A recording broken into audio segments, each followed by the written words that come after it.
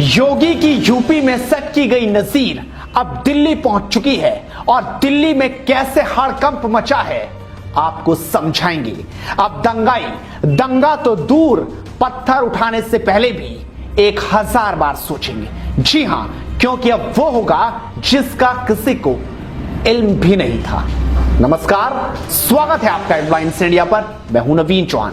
पहले बात सुनिए और फिर आगे की बात करते हैं कि जिन लोगों ने लोकतंत्र के नाम पर आगजनी की, सार्वजनिक संपत्तियों को नुकसान पहुंचाया, इसकी भरपाई भी उन्हीं लोगों से हम लोग करेंगे और इसी कार्रवाई को आज उत्तर प्रदेश सरकार ने आगे बढ़ाया है।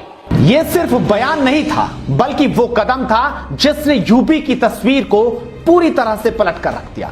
आप समझिए, जिस यूपी में मामूली बातों पर दंगे हो जाते थे, अब लोग दंगे करना भूल चुके हैं, क्योंकि एक नजीर योगी ने पेश कर दी है।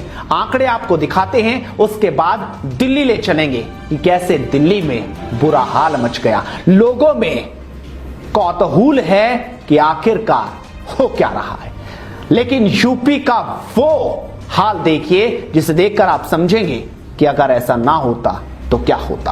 पहले रामपुर की बात कर लीजिए। रामपुर में प्रशासन ने हेलमेट, लाठी, जीप, बाइक और रबड़ बुलेट जैसी चीजों को नुकसान का पैसा वसूलने के लिए 28 लोगों को नोटिस भेज दिया।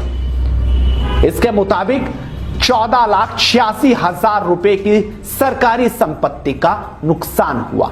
यह रामपुर की बात थी। अब मेरठ चलिए, 51 लोगों से 28,27,000 की वसूली और समय सिर्फ 7 दिन। बिजनौर में भी लाखों रुपए की वसूली।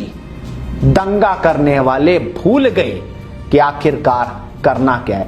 अब आपको दिल्ली लिए चलते हैं। दिल्ली में हिंसा हुई और अब रिकवरी होगी, क्योंकि योगी के बाद अब अमित शाह बोल चुके हैं, छोड़ेंगे नहीं। माननीय अध्यक्ष महोदय, ये पूरा दंगा जो हुआ उसके अंदर बहुत सारी प्रॉपर्टी जली।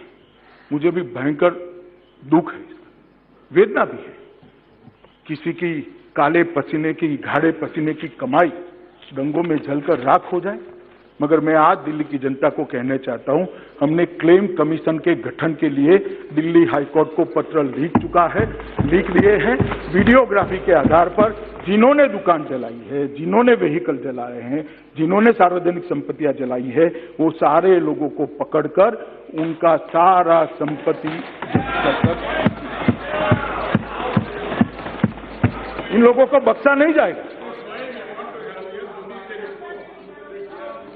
नहीं, ये मैंने बैठ जाए बालू जी, मैं बताता हूं, आपने शायद वो ट्रांसलेशन नहीं लगाया है। हमने दिल्ली हाईकोर्ट के चीफ जस्टिस को पत्र लिखा है कि इसके लिए आप एक हाईकोर्ट के जज का नाम दीजिए। हिंसा, आगजनी पर दुख व्यक्त किया अमित शाह ने। सदन में स्पष्ट कहा कि जिसने आगजनी की उसकी संपत्ति जब्त की जाएगी। अब जरा देख लीजिए, जैसे अमित शाह ने कहा, दिल्ली के लोगों में खलबली मच गई। आइए दिखाते हैं क्या कह रहे हैं दिल्ली वाले। एक ट्विटर यूजर लिखते हैं, दिल्ली में दंगा करने वाले निर्दोष लोगों की संपत्तियां जलाने वाले दंगाइयों और जिहादियों को ऐसा दंड मिले कि सुनने वाले और देखने वालों की दंगा करने से पहले रूह कांप जाए। चंद्रेश परिहार लिखते हैं, आज तक ऐसा गृह मंत्री नहीं देखा जो ऐसा कदम उठाता है। बहुत ही सराहनीय कार्य कर रहे हैं। मुकेश कुमार लिखते हैं, पोस्टर भी लगने चाहिए दंगाइयों के। यानी यूपी की नजीर चल रही है। जिस तरह से लखनऊ में चली, हाईकोर्ट, सुप्रीम कोर्ट तक मामला गया, अब दिल्ली में बात उठ रही है, पोस्टर लगा दो। बनवाली पटेल लिखते हैं, दंगे की रोकथाम के लिए सुपरहिट फॉर्मूला है, दंगाइयों की संपत्ति कुर्क करो, ये सही रास्ते पर खुद आ जाएंगे। दिल्ली में नुकसान कितना हुआ वो भी जरा आपको बताते हैं। दिल्ली में 52 लोगों की मौत हो गई है। ये जानकारी खुद अमित शाह ने दी। इसमें 536 लोग घायल भी हुए। इस दौरान 142 लोगों के घर जले। साथ ही अमित शाह ने कहा कि 5000 से अधिक आंसू गैस के गोले छोड़े गए। दिल्ली पुलिस ने 36 घंटे के अंदर दंगों को समाप्त किया। शाह ने कहा, जिसने भी आगजनी की उसकी संपत्ति ली जाएगी। यानी अब आप समझ लीजिए कि अगर दिल्ली में भी ऐसा होने लगा तो कभी हिंसा नहीं होगी, कभी ऐसे गाड़ियां नहीं जलेगी। जिसके नुकसान को देखकर हर कोई हैरान था।